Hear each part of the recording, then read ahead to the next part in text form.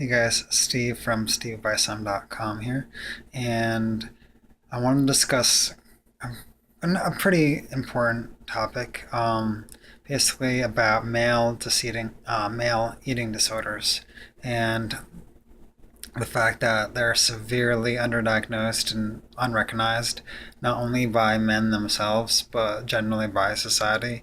Now, I'm not one to go looking for problems. I'm just hoping that guys can recognize themselves if they hear about this. Um, in the, I guess, the bodybuilding community, there's two types of phases that are typical. One called cutting is when you basically, like, I guess, lower your salt intake and you just eat like incredibly lean, whatever, and you basically lose a lot of fat and you're trying to build muscle, you basically go into ketosis.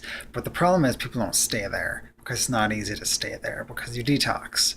Ketosis, I've talked about before, is an amazing metabolic state that can be a permanent state, is a state of well-being, and is actually very curative.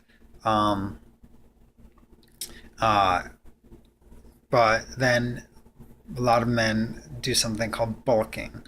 Bulking is a state where they eat a lot of calories and they also work out.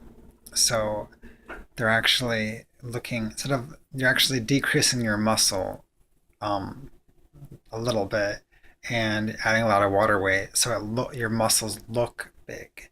This is where you get guys who look big but aren't necessarily strong. This is what the bulking phase is. This is really just, honestly, just a big excuse to eat a lot of junk. And it's a common phrase in the in the active male community that they're bulking. Um, I'm not saying this is an eating disorder necessarily, but I think that it's definitely it leans that way. And anyone who's had to do sports or weight regimes as a male, they're more susceptible to it. Also, I know specific a lot of men suffer from like a binge eating disorder. That's something that I've overcome, and that you just eat like it's acceptable to eat a lot of junk really quick all at once and feel like crap about it. Um, it doesn't even necessarily mean that. Let me tell you, this is celebrated first off. The this is celebrated by society, and it's not even. I don't want to call it eating. I would call it an eating disorder only because it disrupts the lives of men, and I'm not looking to take normal behaviors and pathologize them.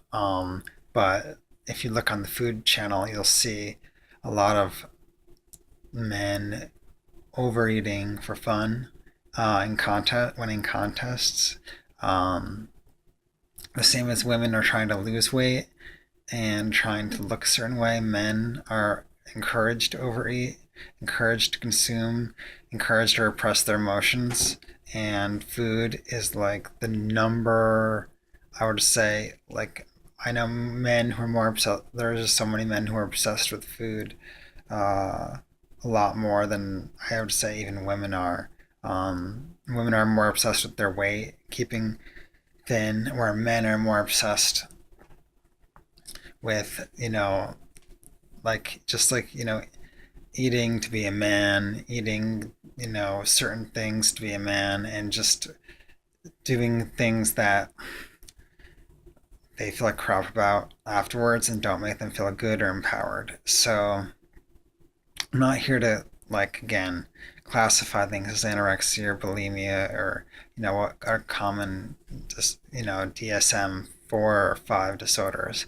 But the issue is that when you eat things that kill you and you eat things that don't serve you and you eat things that make you feel like crap and you eat things because you're repressing your emotions, those are ways of unhealthy eating that can be solved. Um, Personally, for me, um, I went through. I wasn't gaining weight, even though I would binge, and I still wouldn't. I still keep it down. I just wasn't gaining weight. I had a variety of other symptoms per se, besides that didn't include weight gain. that resulted in me being very, very physically uncomfortable and my body rebelling. So I learned to, spread my meals out instead of eat all the time because for me that was a trigger. I learned other coping skills like going to the gym and exercising and writing out my feelings in a journal to cope. I also learned to talk to other people and make phone calls instead of looking for food for comfort. Now, um, I have very various controversial stances on food, obviously, because I do believe in intermittent fasting and I do believe in, the metabolic state of ketosis, and I don't believe unless you're a happy person where things are okay. I don't care unless you're happy and your life is going great, then you can eat what you want, I believe.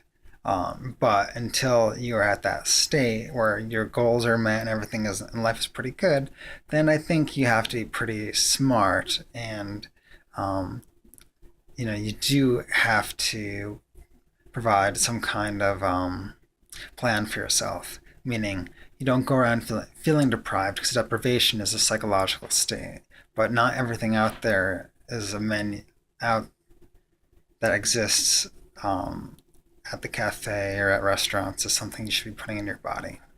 So that's that. And if you guys want to, I hope you guys subscribe and I hope you want to know more about this. You can contact me or just subscribe to my blog and website, stevebysum.com. All right. Thanks and have a great day. Bye bye.